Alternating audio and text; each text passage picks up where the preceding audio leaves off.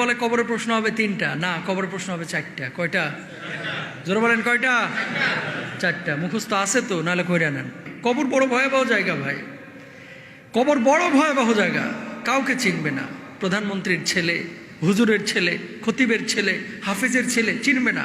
কবর দেখবে আমল আছে কিনা। সুবহানাল্লাহ বলেন। সুতরাং আমল নিয়ে কবরে যাইতে হবে ভাই, কাউকে চিনবে না। আহা,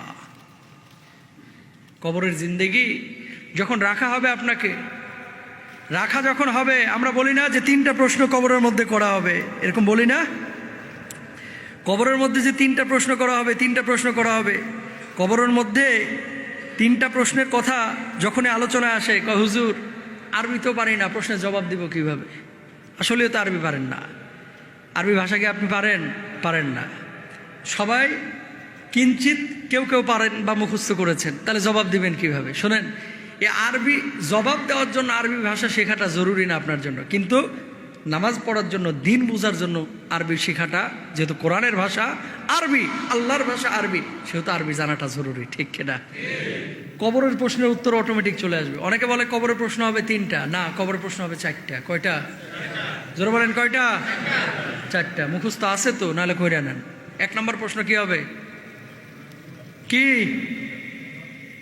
মার রব্বুকা, তাই না? মার রব্বুকা, মান মানে কে? মান মানে কে? রব্বু মানে রব, কা মানে তোমার, মানে কে তোমার রব। ভাঙে ভাঙে অর্থ করলে মার রব্বুকা আমরা এক কথায় বলে ফেলি, তোমার রবকে। ঠিক কিনা? তো আমাদের রবকে, আমাদের রব রব্বে আল্লাহ, তাই না? তা আমার রব হচ্ছে আল্লাহ, রব্বুন আল্লাহ। আমাদের রব হচ্ছে কে? আল্লাহ। 2 নম্বর প্রশ্ন কি হবে? মা দিনুকা, দিন কি? জোরে বলেন ইসলাম। ওমান নাবিয়ুকা,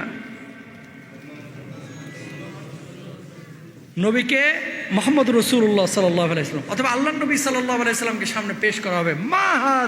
মান হাদার রাজুল, এই ব্যক্তি কে? যখন আপনি বলবেন ইনি হচ্ছেন সর্বশেষ নবী মুহাম্মদুর রাসূলুল্লাহ সাল্লাল্লাহু আলাইহি ওয়াসাল্লাম। এরপরে চতুর্থ যে প্রশ্নটা আপনাকে করা হবে, প্রশ্ন করা হবে ওমা ইদরিকা, যে এটা তুমি কিভাবে জানলা, এগুলো জানলে কিভাবে? সে বলবে করাতু কিতাবাল্লাহি ফাআমানতু বিহি ওয়া সাদ্দাকতু, এগুলো আমি আল্লাহর কোরআন পড়ে জেনেছি। অতবার বলা হবে তুমি সত্য বলেছো। আর যখন এই ঘোষণা হয়ে যাবে, ইয়া আইয়্যাতুহান নাফসুল মুতমাইন্না ইরজিই ইলা রাব্বিকি রাদিয়াতাম মারদিয়্যা ফাদখুলি ফি ইবাদি ওয়াদখুলি জান্নাতি। সুবহানাল্লাহ বলেন না? কোথায় চলে যাও?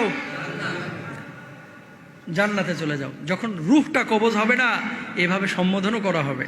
তো কবরের প্রশ্ন হবে 4টা, তোমার রবকে, তোমার দিন কি, তারপরে তোমার নবীকে বা এই ব্যক্তিকে।